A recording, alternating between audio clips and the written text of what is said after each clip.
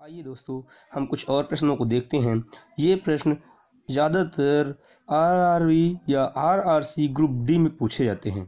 मैंने भी RRC group D और एनटीपीसी का एग्ज़ाम दिया था।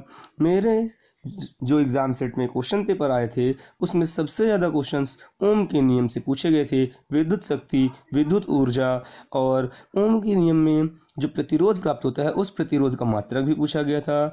उसकी विमेय सूत्र भी पूछी गई थी और इसके संयोजन से संबंधित एक क्वेश्चन पूछा गया था। देखते हैं, आपके सामने ओम का नियम लिखा हुआ है। सबसे पहले लिखा हुआ है ओम का नियम।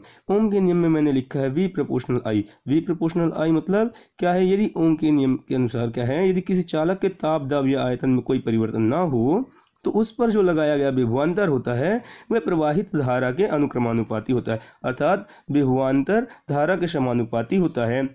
जब मैं इसे बराबर में बदलता हूँ तो V बराबर आर आई आता है, जहाँ पर R एक नियतांक है जिसे V बटे I के बराबर कहा जाता है।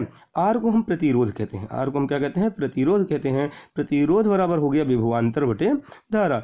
इस प्रतिरोध का जो मात्रक होता है यह ओम होता है। प्रतिरोध का मात्रक क्या है? ओम है। और इसके नीचे इसकी विमा दी हुई है, अर्थात विमेय सूत्र दिया हुआ है ml⁻2 T⁻³ और 1⁻²। ठीक, इसी प्रकार से इसी प्रश्नों से संबंधित जैसे यहाँ पर लिखा हुआ है V/I, R=V/I, यहाँ से बहुत सारे न्यूमेरिकल क्वेश्चन पूछे जाते हैं।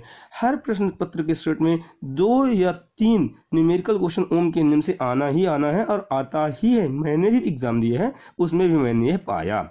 यहाँ पर देता है क्वेश्चन कि यदि विभवांतर का मान दिया हुआ है 500, उसमें बहने वाली धारा दी हुई है 25 एम्पियर, तो हमें प्रतिरोध का मान ज्ञात करना है। इस तरीके से हम यहाँ पे प्रतिरोध का मान ज्ञात कर सकते हैं। तो V का मान रखेंगे, I का मान रखेंगे और R का मान हमें प्राप्त हो जाएगा।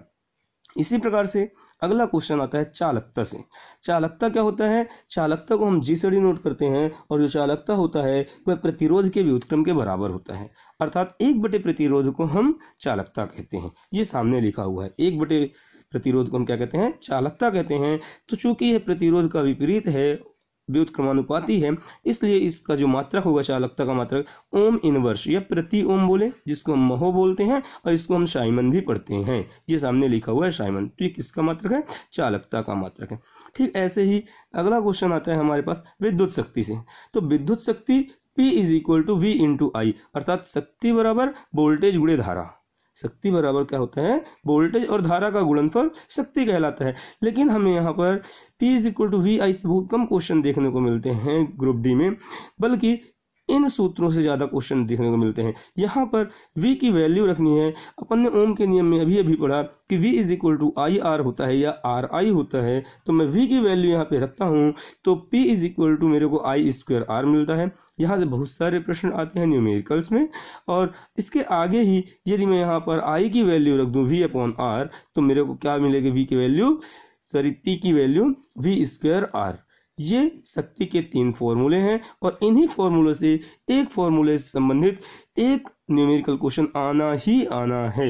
ग्रुप डी में ज्यादातर यही क्वेश्चन पूछे जा रहे हैं। अब इसी शक्ति का मात्रक क्या होता है? वाट।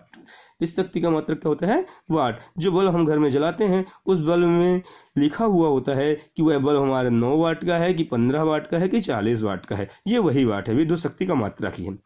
1 किलोवाट जो होता है वह 1000 वाट के बराबर होता है। 1 किलोवाट 1000 वाट के बराबर होता है, जिसे अपन 10⁻³ वाट लिखते हैं।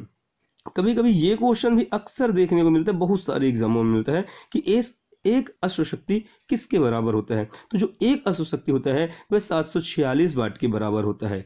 1 HP = 746 वाट। अब अगला क्वेश्चन आता है विद्युत ऊर्जा से। विद्युत ऊर्जा यहाँ पर लिखा हुआ है E, ये हो गया विद्युत ऊर्जा, और यही बराबर होता है हीट के, अर्थात विद्युत ऊष्मा के।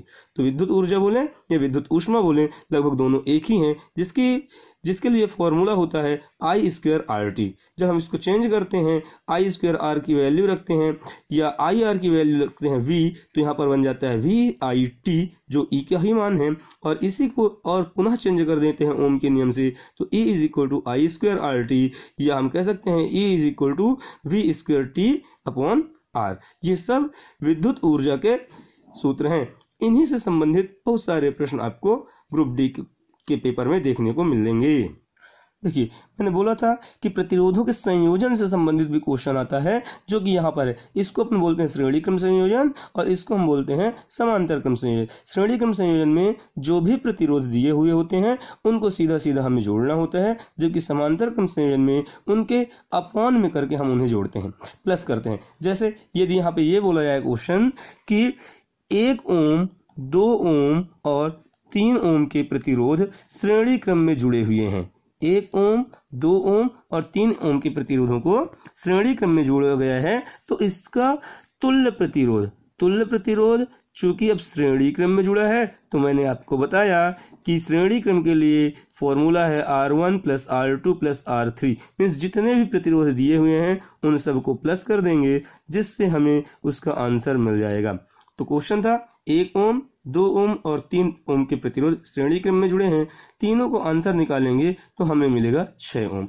और यदि इसी प्रश्न को हम समांतर क्रम संयोजन कर दें, इसी प्रश्न को समांतर क्रम में जोड़ देते हैं, तो समांतर क्रम में जोड़ने पर 1/r is equal to 1/r1 plus 1/r2 plus 1/r3, means मैं लिख सकता हूँ 1/r इज इक्वल टू, इसकी वैल्यू है 1, इसकी वैल्यू है 2 और इसकी वैल्यू है 3। अब हम इन तीनों का एलसीएम लेंगे तो 3 2 जा 6। अब यहाँ पर एलसीएम से हल करेंगे, इसको सॉल्व करेंगे तो हमको कितना मिल रहा है, देखिए यहाँ पे 3 और 6 9 और 2 11, 11/6। ये 1/r की वैल्यू आई है 11/6, ना कि r की वैल्यू।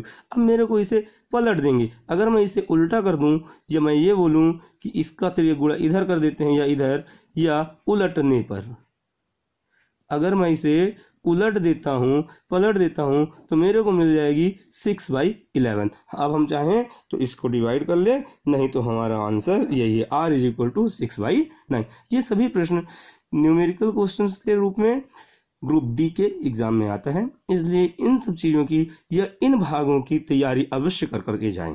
मेरे चैनल को लाइक एंड सब्सक्राइब तथा शेयर कीजिए और इसी प्रकार के अन्य वीडियो पाने के